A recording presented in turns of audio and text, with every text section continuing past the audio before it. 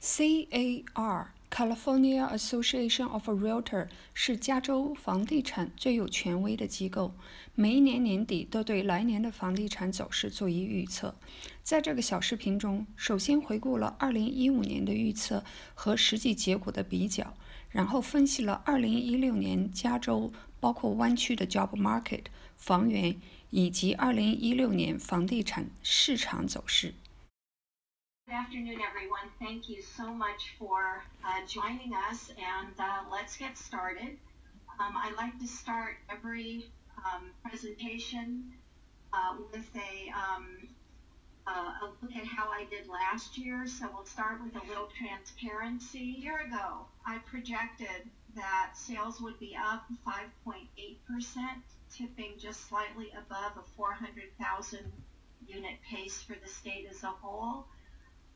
We projected a 5.2% increase in the median home price, resulting in an annual statewide median of $478,700. We projected, obviously this did not pan out, an increase in the mortgage rate to an average for the year of 4.5%. As a result, housing affordability index would have deteriorated to 27%, and we projected a GDP of 3%, which is why the Fed was able to raise rates. So our report card is a little bit of a mixed bag. We actually were fairly on target with the California market. In fact, it was a little bit stronger than we projected, with sales up 6.3%, the median home price up 6.5%. But mortgage rates on average have been lower this year than we projected. And as a result, the housing affordability index, which is still very low and about 20 points below the national affordability index, it wasn't as bad as we thought it was going to be. And the reason for this, again, is because the economy just seems to be stuck at a fairly modest pace of growth, with the projection for this year around 2.4%. So hopefully this year we'll do as well, or maybe even just a little bit better. How are we doing in California? Well, we have the strongest regional economy in the nation with the Bay Area. So in September, San Jose, a 4.8% increase in jobs on an annual basis. San Francisco, 4.7. San Diego, also a leader, but Modesto in the Central Valley also showing some good numbers. I do want you to note that the one area in California that's actually losing jobs is Bakersfield, and that is related to the drop in oil prices. Where are we seeing the growth in jobs? Well, professional, scientific, technical services, so that would be a lot of the high-tech jobs that have been so strong in the Bay Area and in the coastal areas of Southern California. Number two, with the 6.4% annual increase, is construction. We need construction workers in California. To rates next year, I think they will be higher, but I don't think they will have a noticeable negative impact on the housing market. In fact, one of the things that we're really seeing is that a slight increase in rates may actually be a stimulus for the market, not just because it will create some urgency and people will want to get in before it's too late, but also it will focus lenders away from refinance activity and towards originations, and you might see an acceleration of the little bit of loosening up in underwriting that we've seen in 2015. So we will see. This is the slide that summarizes how we see the economy in 2016. I won't go through every number, but I will just summarize what we've just been through, which is a continuation of a gradual improvement, a bit of an acceleration in growth in 2016, expecting some upward pressure over the next couple of years in wages as the unemployment rate continues to head down, and an increase to an average of 4.5% in terms of mortgage, in terms of the 30-year mortgage in 2016. And I say that with a tremendous amount of trepidation, given that this is the third year in a row that there has been an expectation of rising rates. In terms of the housing market, NAR is projecting an increase of 3.4% in home sales next year, an increase of 4.3% in the median home price. So a continuation of the expansion in the market we saw in 2015, but a slowdown in the rate of price appreciation. Economic outlook with non-farm job growth of about 2.3%, an unemployment rate, and we saw this in the data for last month, unemployment rate averaging for the year 5.5%, which is wonderful to see. Flat population growth, and the real disposable income a whopping 4.5%, which is a testament to the Bay Area job creation. How does California compare to the rest of the nation? In 1970, the difference between the California median and the U.S. median, if it were expressed in 2015 dollars, that difference was about $10,000. Today, it's about $247,000. So a huge premium paid by buyers in California to live. So where are we with the market? Well, market's recovered. This is our market. Our new normal is described as a market with low rates, positive job and income growth, but we are supply constrained, both in terms of inventory of listings and in terms of new construction. The share of first-time home buyers is well below the long-term average. Affordability is a huge issue for many, and there's no such thing, as far as I can tell, as an easy transaction anymore. Maybe if you have an overbid, all cash, close in 5 days, which I have heard about from some of you.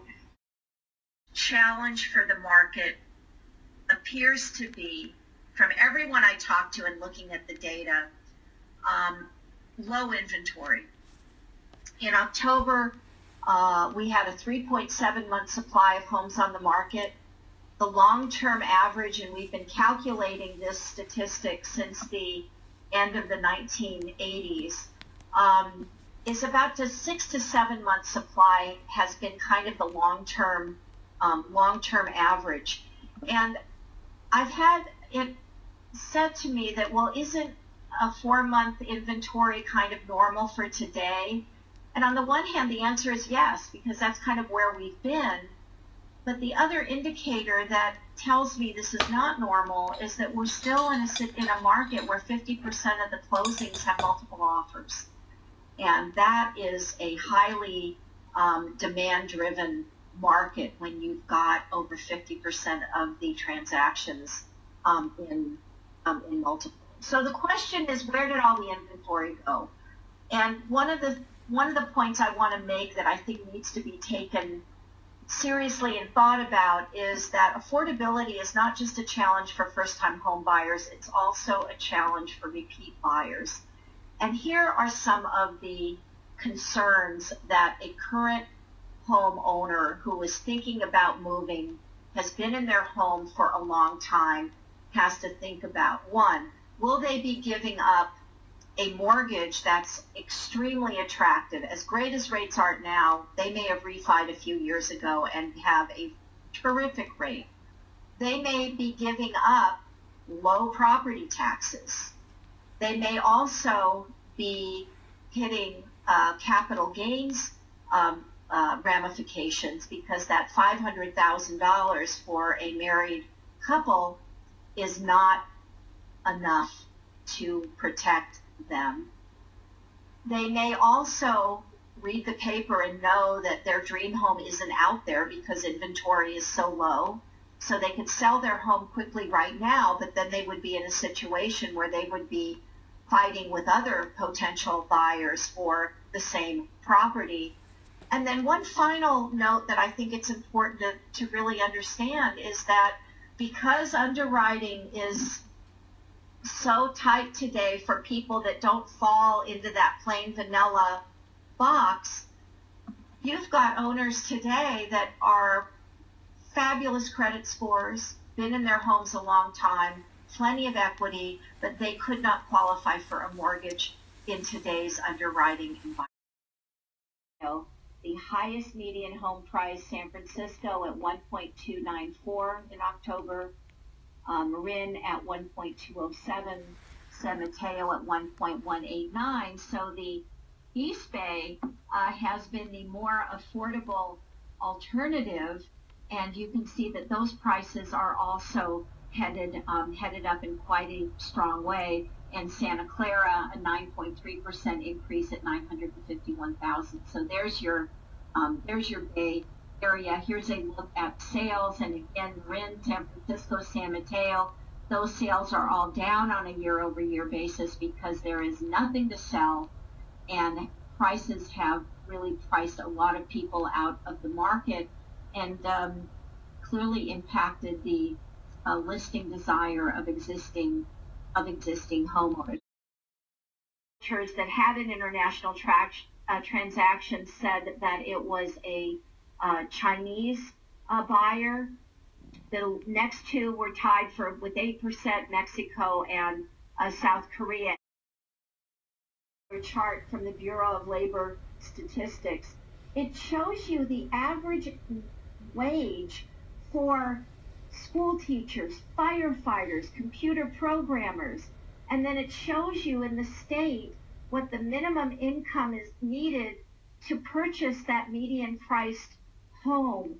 And unless you're a software developer or a registered nurse, you're going to be challenged unless you're a dual income family. And that really, in a nutshell, is one of the issues. Here's a similar chart for San Francisco. The minimum income required to buy is $267,000, and nobody makes more than that. This is a look at new construction in California: single family in orange, multifamily in red. And again, very cyclical, very little construction in 2008, 9, 10, 11, 12, 13, 14, 15.